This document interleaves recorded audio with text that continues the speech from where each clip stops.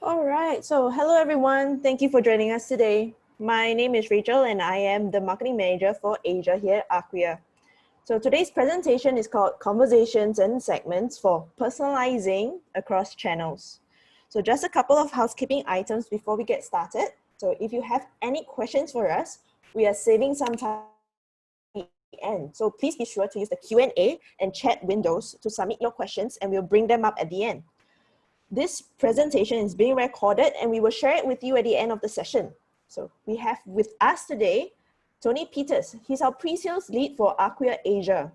Tony is a passionate technologist with experience in customer data platform, design, management, and deployment. As the pre-sales lead at Acquia in Asia, he interacts with enterprise organizations and helps align IT strategies with direct business goals. So without further ado, I will pass it on to Tony. Tony, take it away. Okay, thank you very much, Rachel. So I just want to start off by doing a quick summary of our series, what we're talking about today. Some of you may have been on our previous webinars in this series, some may not. So all this is all about our digital maturity and moving along and moving up that maturity, because you need to start somewhere. There's lots of technology out there. Acquia brings to the table lots of technology, but it can be a bit overwhelming if you have everything and are expected to do everything at once. So we started off by looking at the foundation of that maturity model. What are our thoughts around there and how do you really get started? The next session was really about that CMS, so focusing on that main web channel to begin with and how to set up that foundation for success. This third channel, which we're third session that we're on now, is really talking about moving into more segmentation, moving into more personalization, and how can we build that great foundation for content that we had on our CMS, and then start to use it to get that more personalized experience and tailored conversations. And then how do we then sort of move that into the omni-channel space? And then our final session, which will be in a couple of weeks, session 4, will be more about bringing that data together to look beyond just the web page, look just beyond the mobile app and emails. How can we bring the online and offline together? And how can we really sort of like give an injection of steroids, or however you want to put it, into our data story and really put it to use, not just really for that great customer story and customer experience, but also for real great efficiency benefits moving forward for your business. So I wanted to bring this up again. This is, and you will get a link to this in the email that Rachel's going to send out for a follow-up. But a lot of what we talk about has a basis in our digital experience maturity model book within there. You can take a snap of the QR code or hit the link when you get the email through. But it's some reading. It gives you some food for thought and how to think about moving forward and progress with your digital maturity and the platforms we're talking about. I also wanted to state that why we're talking today, the main goals of the session. And I wanted to talk about that it can be done, these things.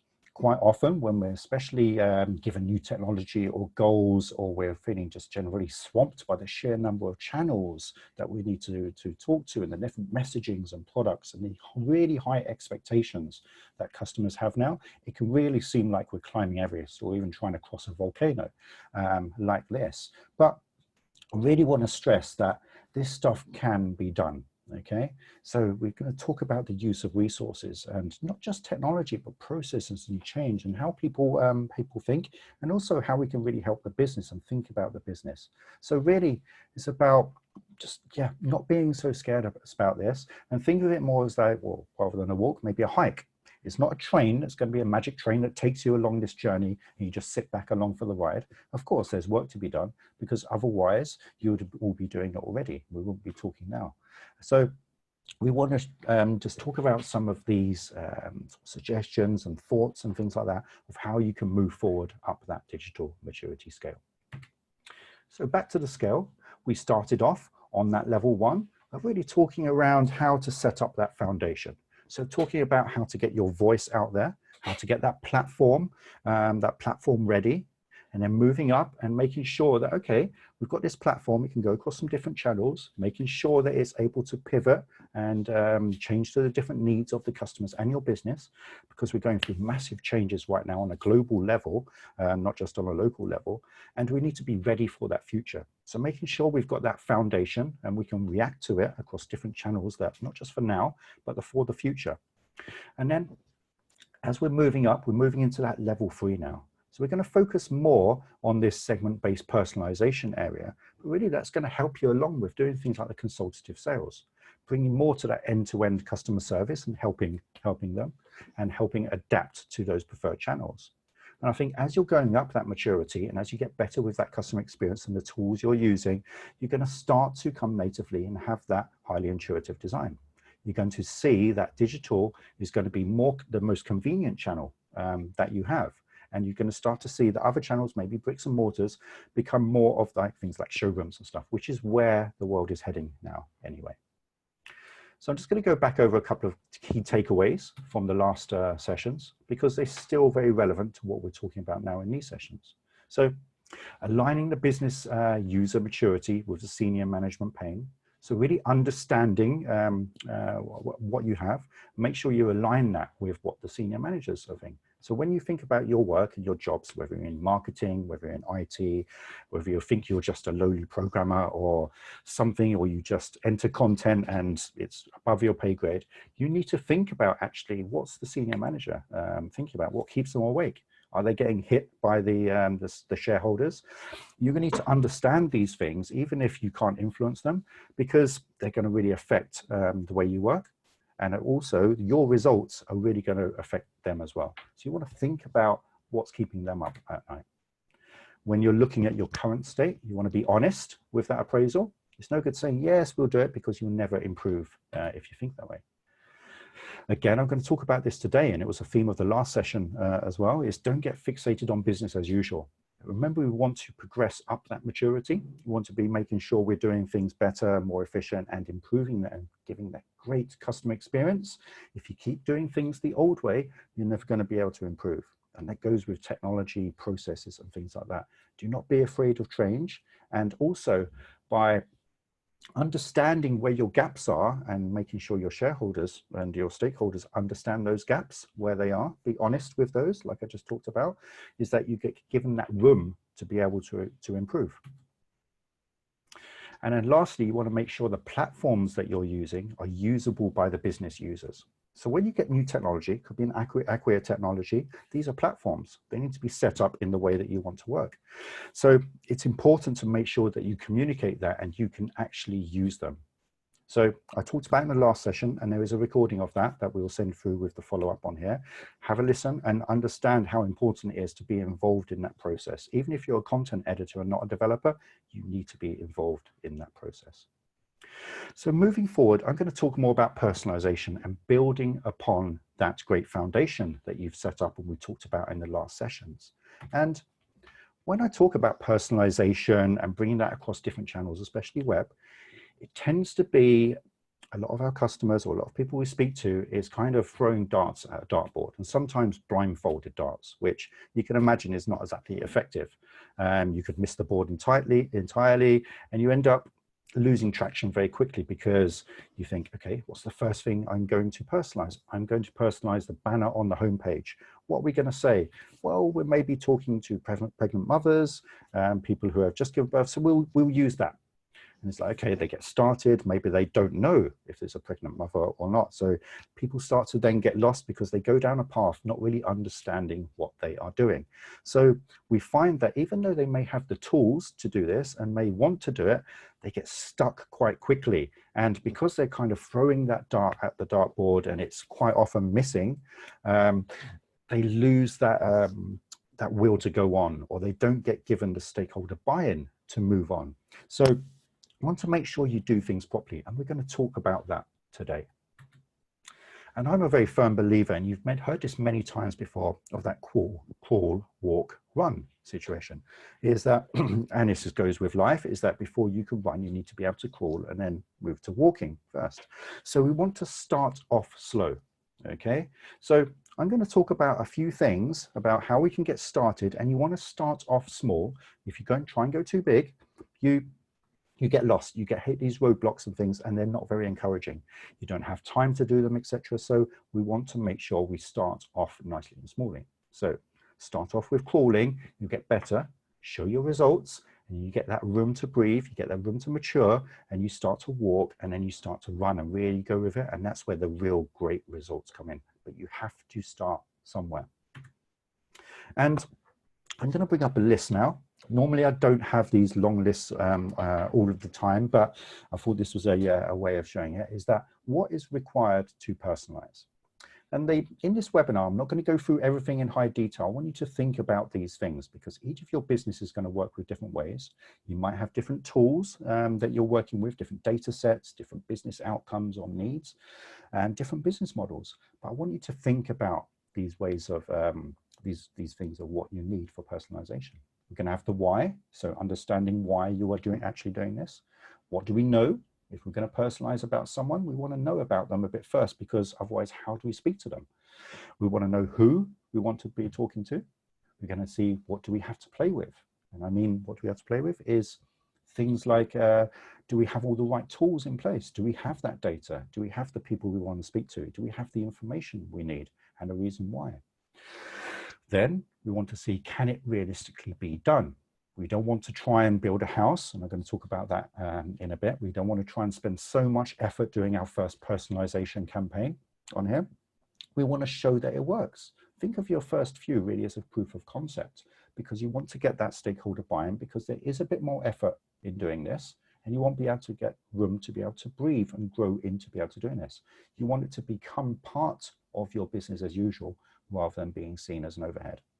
And then lastly, this is possibly the most important one, is you want to be able to track this and show that it is giving a proven result. Now that result may not actually be the one that you want, but you're learning, you're showing what works and what doesn't. But when it does work, and personalization done properly is proven to work, is that you want to be able to demonstrate this. You want to be able to go and tell your bosses, look, by doing this, giving a little bit more effort is giving these great results. They're going to then kick them upstairs. Of course, they're going to say it's their project and they did it all, but that's okay, let them, because you're doing a great job. So we're going to talk about these areas moving forward. The first one is the why. And the last few webinars, and you'll see by the recordings, if you didn't jump in, have a look at them. And you see I talked about strategic objectives a lot, because when you are doing something, it uses resource. It may not be money, but it's probably time. Or it could be, if you're doing some new graphics, it could be using time for your design department, or your copywriting department, or your external agency for doing some graphics or different banners. So if you're using resources and time, or investing in a new platform, things like that, there needs to be a reason why. It needs to roll up into that strategic objective. Now, when we look at things like personalization, we want to look a bit deeper than that and think, okay, what are things like the marketing objectives we want to do? Have the marketing team be given objectives such as increase their customer base, increase the database? Is it about finding out a new segment, something like that? We want to make sure that what we are doing, in terms of personalization especially, is actually meeting these goals. If it doesn't, then why are we doing it? Why are we spending the time? So I'll go back again and say, understand those strategic objectives of your bosses, of the company, and make sure you're aiming towards those. And if need be, get that post-it note, stick it up there, so that whenever you're doing something, whether it's content, whether it's a A/B test, whether it's a personalization, you think, why am I doing this? Don't just think because someone told me to. Always question and say, does it go towards these objectives we are talking about? The next one I want to talk about is, what do we know? Now this is, excuse me, this is where things like the analytics really come into play. We want to be listening all the time to what people are doing. And I'm not talking about necessarily sort of eavesdropping and things like that, listening to people's speech and stuff, but understanding just the behavior of what people are doing. Because the reason we want to be able to listen is to be able to serve them better. Okay, so when I say serving them better, it's about giving them the right type of offer that they might be interested in, or delivering the right type of campaign for that person. When I talk about marketing automation a bit later, it's important to target and send out the right messages, because otherwise you end up as spam and you start to lose that trust. So we want to be able to understand about these people and about the customers, about the things they are doing and their intent, so we can help serve them better. Okay, so I'm going to run a quick poll now, maybe 30 seconds to reply. Let's see if I can bring up this poll. And this poll should be coming up on your screen now. The question is, what is a good data point to start with? And we think about personalization here. So we have a few options and we think, okay, out of these, which one do you think is a good data point to start off with when it comes down to personalization? Okay, we've got a few things coming in there. Get another, ooh, got a real spread of stuff. Interesting. Okay, I'll give it another 10 seconds or so. Hit that vote button. It's not going to cost you anything. I'm not going to call you out for your answers or anything like that, so don't worry about it. Okay, we've had a few answers come in. It's quite interesting actually. And let's see, so I'm just going to end that one.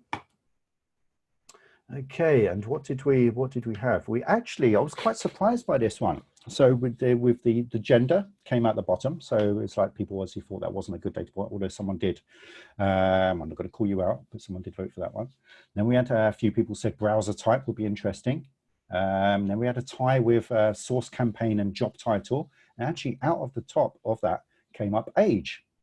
Okay, the reason, now why did I actually bring out this, this question? It's because I wanted to put that word start with in there. So think about, okay, if someone comes onto your, and we're talking about web-based personalization to begin with now, someone comes onto your page and they have never browsed it before. So what's the data that you are most likely to be able to get from them? I would say it's probably source campaign. So chances are they could have come through from organic search, but quite a lot of the time people come to your own properties by things like it could be a Facebook campaign, Instagram, a Google ad, something like that. Print campaign with a short URL, things like that. Now they tend to get driven by a campaign code. They have things like UTM code or something like that in the marketing world, and that will generally be attached to the URL when they click through and come onto your web page. So the reason why I put source campaign in there, and I see that as the best data point to start with, is because it's probably the easiest one or the most accessible for you to get when you're starting off on this. It's probably a data point that you're already using and you can get. Now, if you think about the other ones, browser type, yes, we can get that quite easy, but what are you going to really do with it in terms of personalization? So maybe you could say if they've got an iPhone or not, or if they've got an Android, maybe one's a higher spender than the other, but it's a bit speculative. You can't do so much with it. Now, age, yeah, age can be great. That can actually give you, depending on your market, that can give you a good one. But how do you know the person's age? You have to ask for it. Someone's not going to tell you, or you don't know that from their clicking on the page. So have a think about, and the reason I'll put this question is thinking about what data you have access to. So things like source campaign, you've probably got readily access to that data when you start. And also when I say data, and I mentioned the word data, we start to get a little bit scary and you start looking at things like the MarTech stack you've got in, and some people start to freak out a bit thinking, I've got all of this data everywhere. And I bring up this slide, and we've all seen it before. The latest iteration is actually even more crazy than normal. It starts to look like different countries. So we've got thousands of different technologies out there now, and very good chance that your business is using a lot of different technologies. You've probably got multiples of different sort of analytics tags, campaign tags on your websites. You have your marketing databases, or probably several of them, using different outbounding tools, etc. You don't, and the reason I bring this up is that you don't have to connect them all at once to get started. Okay, otherwise, just like this, you will make yourself ill and you actually won't get anything done because you'll be waiting until the end of time to connect all of your data. So you can actually get started with a minimal amount of data. So have a think about, and you can have a look at think about this today, is, for instance, go on your website and thinking, what is the information I can find out straight away? Now, chances are it could be that campaign code, but the next one you look at is probably behavior tactics. So if someone, say you've got a, let me see, a B2B site, and you're selling, this is just off the top of my head, you're selling a few different types of fittings. You've got light fittings, you've got electrical wall fittings, and things like that. Now, if someone is clicking and browsing just light fittings, there's a good chance that is what they're interested in. So when you communicate with them or give them a personalized page, offer, something like that, there's a good chance it's probably going to be some sort of light fitting that will resonate with them. So think about the data you can get now without explicitly asking them. And that's how you can get started with data. As you start to bring more data in, which is going to be a topic of our next session, our session for CDP1, that's when you can start getting a lot more mature, but you have to start somewhere. Our next one is the who. So the who can be tricky, is because, okay, you obviously have your customers that you speak to, but sometimes you want to think about, okay, maybe I want to find a new segment or things like that, or you may have multiple segments and you think, okay, where do I start? I have all of these types of people I want to speak to maybe, and some people will say you want to just target these people. But have a think about this target, especially when you start, is because you want to look at the low-hanging fruit, is what we say. And you can actually start to look at that low-hanging fruit and where to start by setting up a matrix and looking at your analytics. Now, hopefully you've started listening and using analytics by this. You can start maybe looking at the behavioral data and start segmenting through there. But where do you start with personalization? You probably want to start looking at a graph like this that you can set up. Is you want to look at that top right-hand corner. Why do I say that? Is you want people with a high volume coming in, but you also want that high business value. It's no good looking at a segment and saying, great, these people are always coming to my site, but they never buy. They browse, but they never buy. Is that a great segment to start off with? Probably not. Now, it's one definitely to look at in the future to try and convert them, but it's not as easy as going for a higher scoring number. So you want someone that's actually converting, and you want to catch those people with the high volume and that high business value. So you want to think, okay, if they're going to spend with me, then great, they're going to be the bigger fish. So you want to look in that top right-hand quadrant of that data when you start mapping it of higher volume people with the largest business value. So that opportunity, when they do convert, it's great. If you're looking at doing a personalization and it's maybe down in that bottom left-hand corner, low business value, you may get $1 from them. Then think about your time and effort. Is it worth doing at the beginning? Start off slowly, but start off with the biggest gains and those low-hanging fruit. Once you have all of this that you've looked at, you start to build up what I think is a toolbox. And at the beginning, yes, it seems like there's a lot more work involved.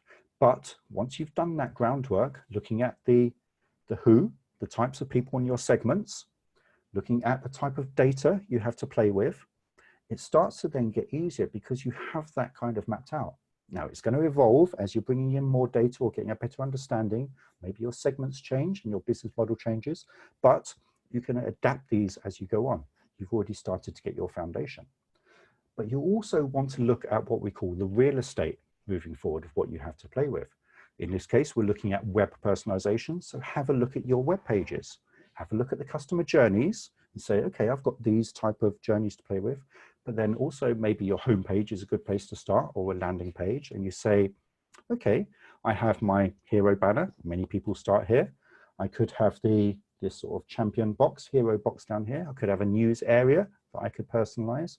So look at the bits of the areas of the page that you can play on and say, okay, is this an area that I could change and look at personalizing for different people when they come onto the site? So these things together, what I call, is making up your toolbox. It's what you have to kind of play with and use when you do personalization. And that moves on to my next step, which is, can it be realistically done? And having that toolbox and understanding what you have to play with is a really good start with this. Because if there was a thing, okay, I want to do this personalization campaign, But to be able to do it, I need to understand what car they drive.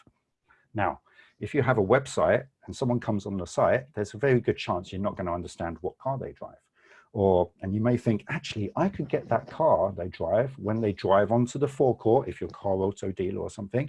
I could do license recognition. I could go to the license database, understand what car they have. Yes, technologically, it's probably possible, but realistically, are you going to be able to do that within the next year or so? It's quite crazy, the investment you'd have to do with that. So have a think about what you can do. So we talk about maybe the aim is the personalization is like, could be like building a house. You don't want to really think about like building a huge house, like in this picture here, huge amounts of resources being used. Because remember, we're just getting started here. We want to make sure that we're showing and proving our results before we can get more investment, more time and things like that. So we want to start easily. We want to start somewhere where we can get a campaign running up in hours or at the most within a few days, not weeks or months, absolutely not. So make sure when you start, you can do this, okay? And you can do this without much extra resource on there.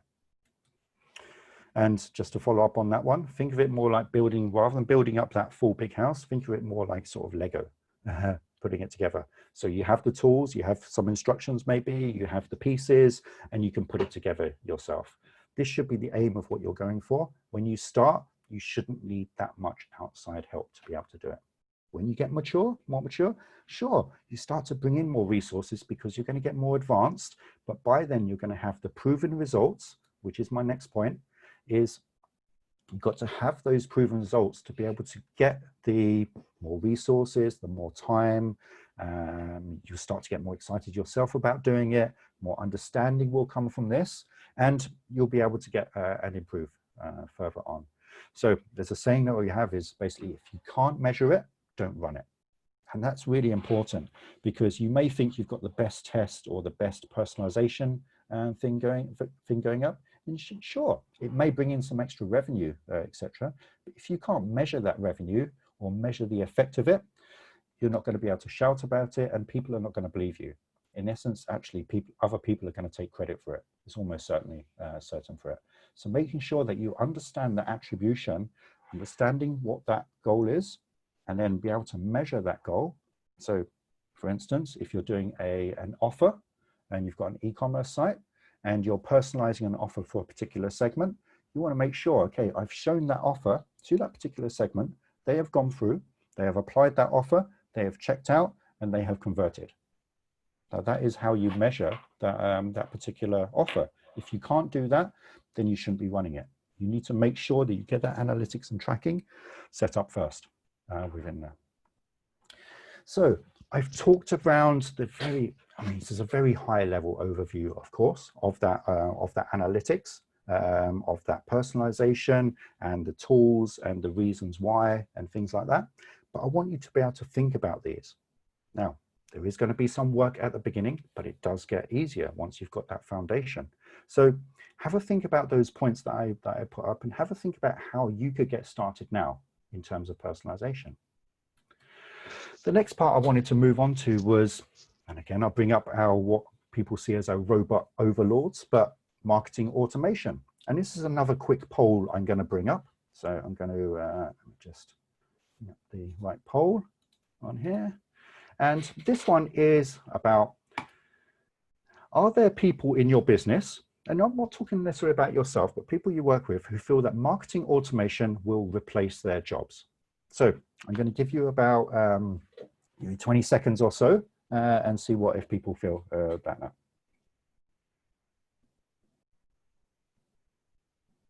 Okay, come in, give another 10 seconds or so, don't be shy.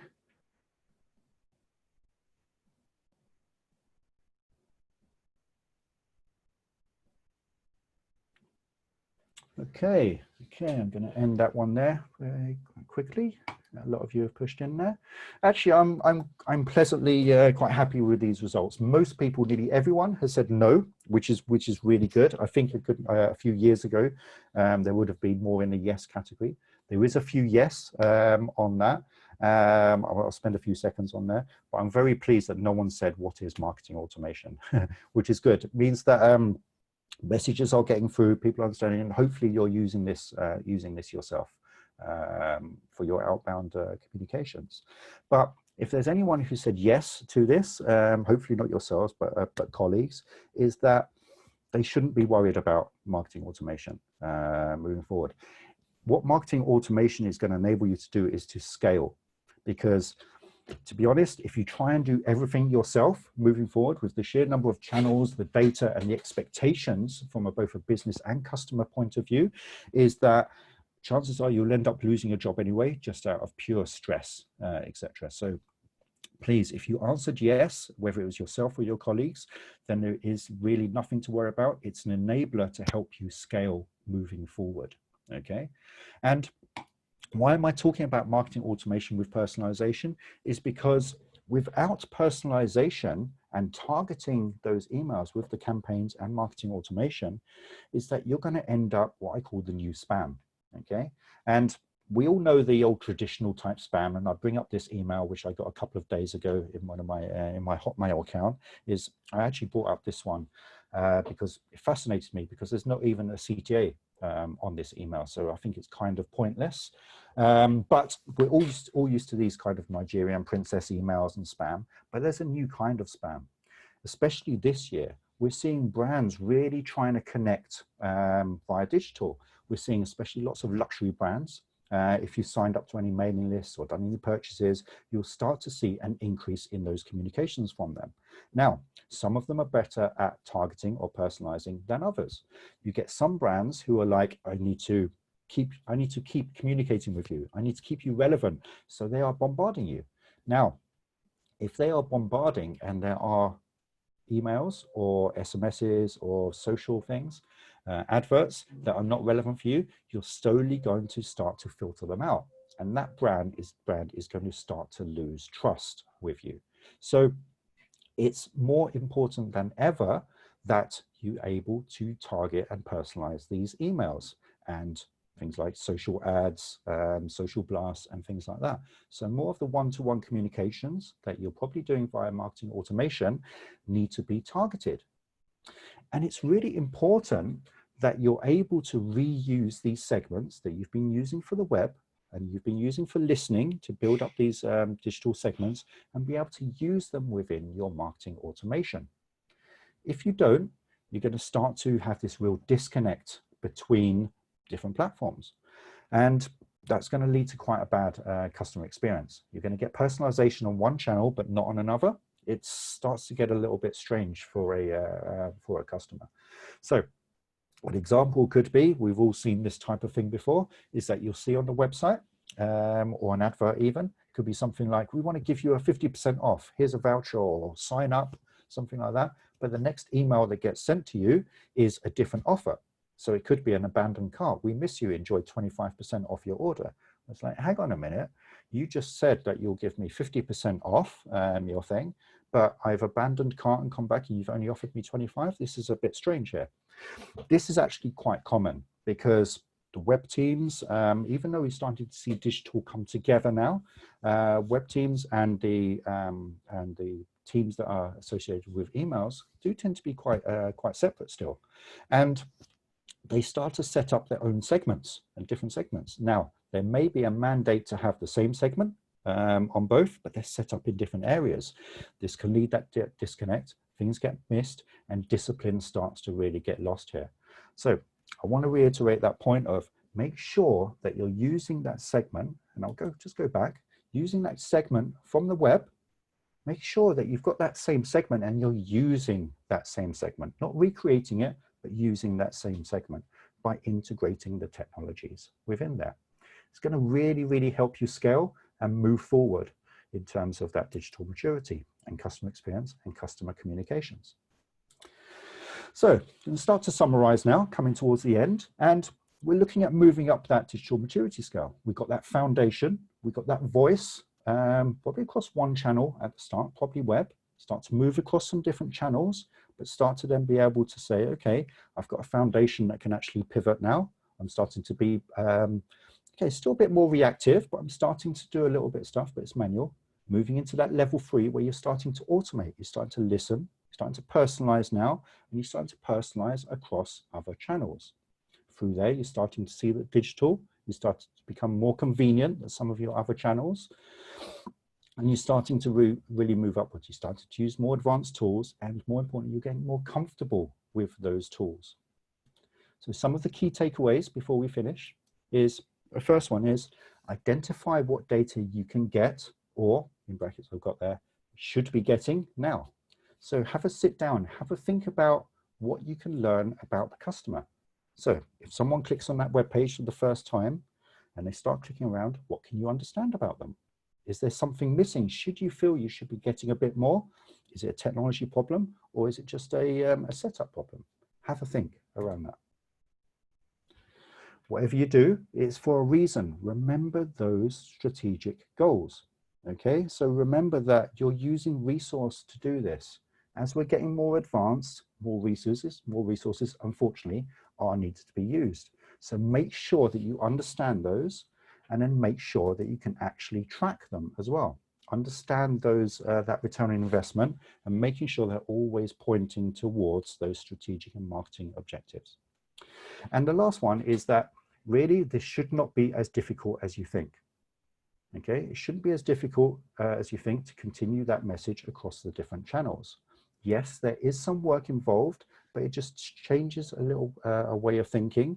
And as long as you're actually saying why you are doing something, and you say, I'm going to track this, I'm going to show that you're going to get an ROI, a return on investment, you should be able to get given the room to do it.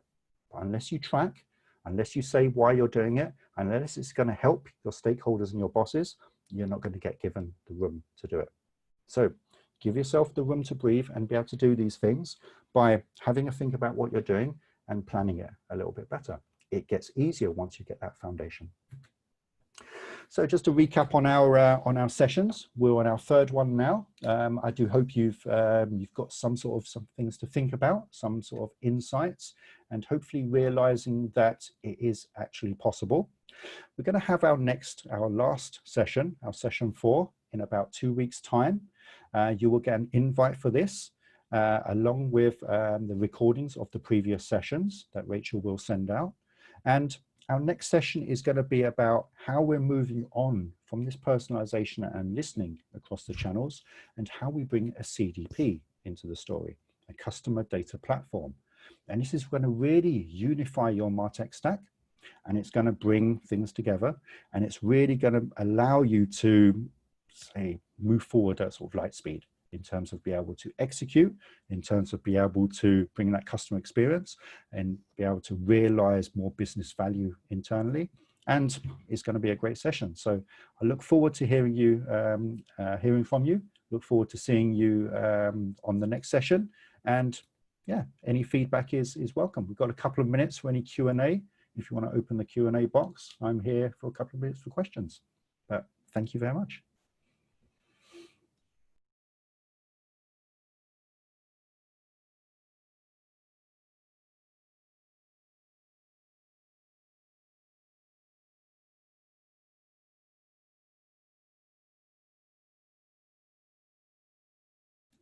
Okay, I'll hand over to Rachel to close up. Thanks. All right. Thank you, Tony. So thank you all for attending. So as mentioned from Tony, the slides and recording of this webinar will be posted on our website, and it will be sent to you via an email. So be sure to look out for that. Thank you so much for your time again. And we'll see you guys in 2 weeks' time. Thank you.